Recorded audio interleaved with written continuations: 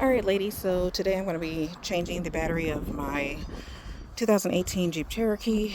I have put a towel down, of course that's important so that we're not getting our clothes all dirty and dusty and oily.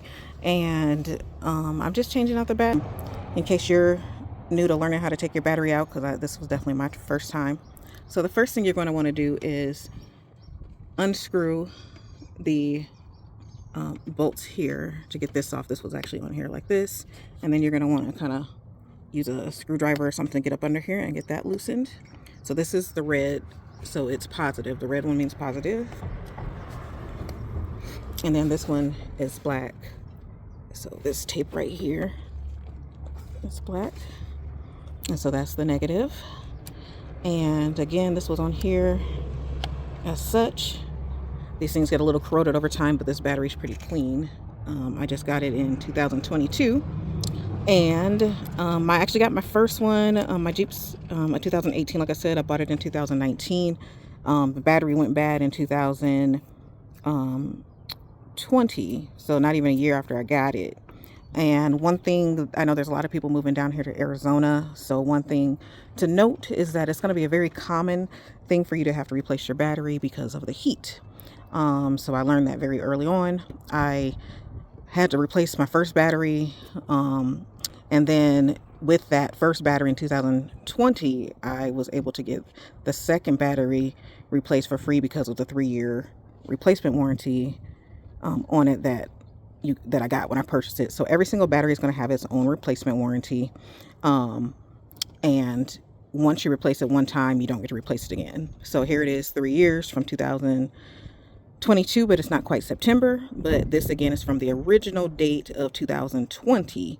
So since I already got one replacement in 2022 is why I didn't get to get a new replacement, as part of the warranty. I had to buy it out separately. So I went and did all the stuff, got my new battery. I have a new one I actually bought for 4 years. I didn't get the manufacturer one because pretty much no store outside of the company sells the manufacturer Mopar battery, and seeing that it would have died again here, it died again short of the 3 years. I would have been very upset that I only had a 3-year and not a 4-year on here. So long story short, I got the 4-year. So again, I took this part off right now. I had to go learn all about socket wrenches. So this is a socket wrench. This thing tells you which direction you're going to be turning it, so left or right. It's on left because lefty loosey, righty tighty. Let me also show you if I can get this phone set up here. So it looked like this was going to be too short, because a lot of these tools are only about, I want to say this one's not even fully 6 inches. It feels like this actual socket wrench piece. So I was thinking, even with this extender on it, this is a flexible extender. It flexes here. And I was like, okay, is this thing going to be too short after all of this still, after searching and searching?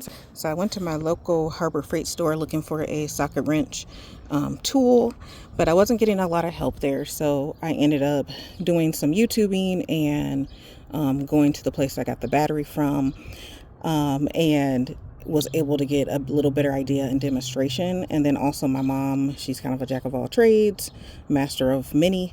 And she was helping me through this process and was kind of aware of what needed to be happening as well. But I wanted to see it for myself and kind of learn and just get some questions like visuals. I'm a visual learner. So that's why I wanted to make this video as well for other women out there and other maybe young men or whoever may need to learn about this stuff. But again, this is the socket wrench tool. They are probably roughly about 5 inches, some of 5 to 6 inches, and some maybe longer. But this is about what you're going to get. Some have this chrome part all the way down, and they don't have the handle on here. Okay, so this part here is you have to find the socket nut. I don't know all the pieces names, sorry. I'm really just learning, but I just wanted to show you this kind of while I was doing this. But this piece right here is a square. That square goes onto your extension tool here. The first thing you want to do is look into your part that you're trying to put this onto and see if it's going to fit. So that was the first thing, and I had already done that and found out that this was a 10 millimeter. So I knew it's that's going to be the hexagon right there, the hexagon part. I'm trying to do it from different angles so you can see that, and that it would go down on that battery. Okay. But it's hard to get in there, as you can see. And so I think also that's because I knew that this fit. This is how I knew, what size I needed, was the 10 is what fit on here. Okay, so then I knew that was going to likely be a 10 down there. I just needed an extension because, as we can see, that's not going to reach.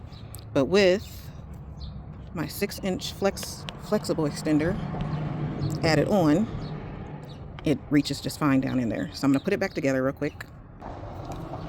Okay, so we're going to take this. We want to hold this down just for a little while to put on this square side of the flex extender. Okay, the flex extender allows us to, if we need to twist around in that small space down there, that we have a little bit of movement ability. So I'm just gonna do this in there, and then as far as this back side here is where you help lock it. You can turn this to either side, put it like that, however you want to do it, but it's only going to work appropriately if you're putting it the right way. So I know I need to turn it to the left, covering this left hole here, because lefty loosey, I'm trying to undo the screw so I can take the battery off, the old one, and then I'll move it to the right side when I'm going to put it back on righty tighty. Okay. The last step here is, again, it always connects with the square side, not the hexagon side. So you want to do the square side. You're going to make sure that's on there tight. Okay. And it doesn't stay on like super tight, but as long as it's on there like that, don't pull it too hard. It's kind of flimsy, so I honestly thought I was going to need something different, but I said, let me get out here and just try it and see what happens first here. So I ended up getting my little kit here, Coup Pool.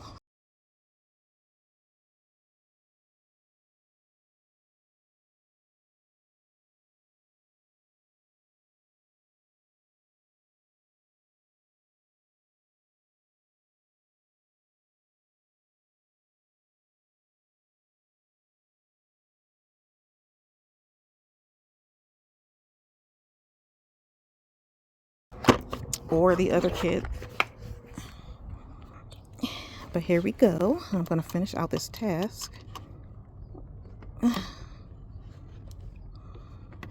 Excuse my very dry skin. Looks like I've been working on cars all my life. But nope, that's just a hereditary genetic skin condition. It's going to seem like it's a little loose. And you do want to be careful because you just don't want it to drop down in your vehicle. And so that actually happened when I was doing this the first time without the extender piece. And I had to get all down there. And luckily there's like a little gap with some fabric or something underneath the car. And it fell in that area. I'm very car illiterate, but I do know some stuff about tires and now batteries, so hey. And coolant, which I need to get some more of. With the heat, that seems to go quickly, or not coolant, but the which that too probably, because I don't think they usually fill it, ladies. So another tip, if they say they're gonna top off all your fluids at these oil change facilities and you're paying them for it, double check it before you leave, because they really don't be doing it. And that's really irritating. And to all the mechanics out there who try to skimp us ladies and skimp steps just because maybe it is hot outside, but you're getting paid to do a job, please fill our stuff. We don't want to be stranded out here and without certain parts just because someone didn't want to take the few minutes to add it in. That's why I don't go to certain mechanics now, especially big super centers, if you know what I mean. To do that kind of stuff. Sometimes we'll just let them do it because I was there to get tires or something, and they'd put decline, and you really didn't decline any of that. You tell them to top off everything, chain places and things like that. Yeah, it's just once I get more used to this, I can do it fast. Right now it's kind of a slow process, so I'll show you what the next step is once I get this done. And then again, I already took this out, and now we're just gonna lift up and boom, y'all. Okay, I'm gonna need both hands, so I'll be back with you. Okay, I got my first battery out. Super excited about that. Now I do want to go in here and try to dust it a little bit. I don't have like a small blower. I do have like a vac that I could plug in, but I'm not about to go through all those steps. So what I'm going to do is just try to a little bit gently brush this out. All right, so I'm going to try to lightly brush some of this out here.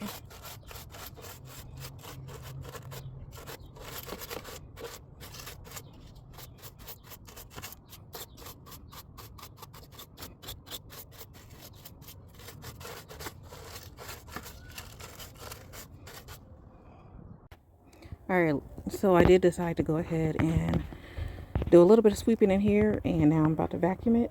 Here we go.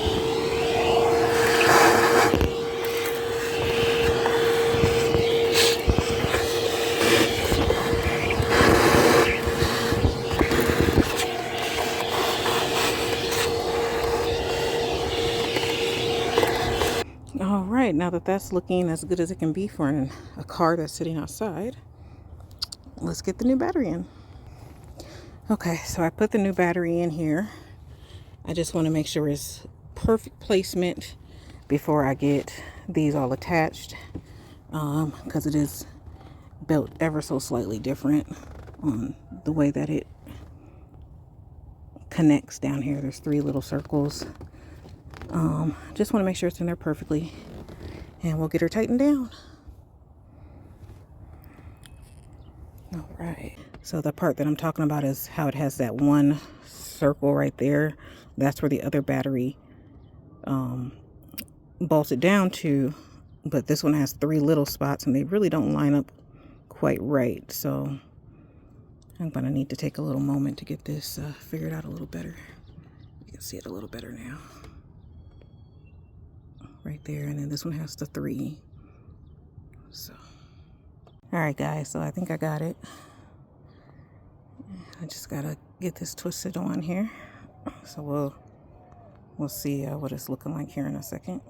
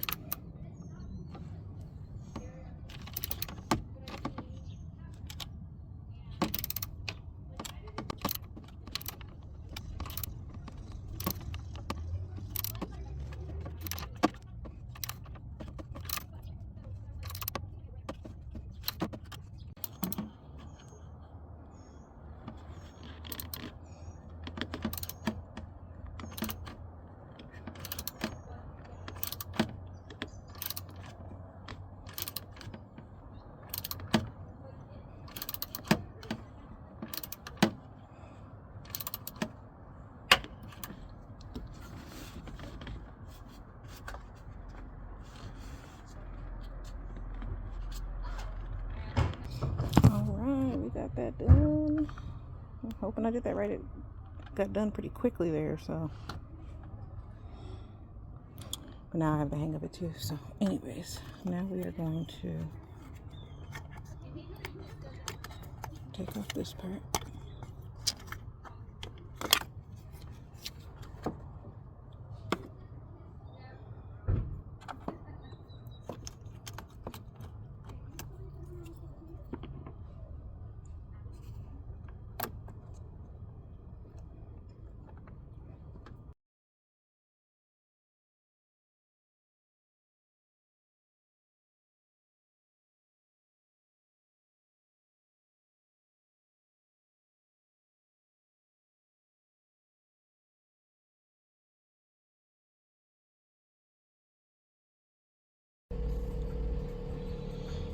All right, guys, I finally got that battery installed, and everything's kind of getting back to normal here. Just gonna run it for a little while. Let's see see how everything goes. You see those volts on there? Woo! It feels so good to have the car back on and voltage back up. And I'm just hoping for good news and that I'll be back on these highways and byways. All right, guys, thanks for watching.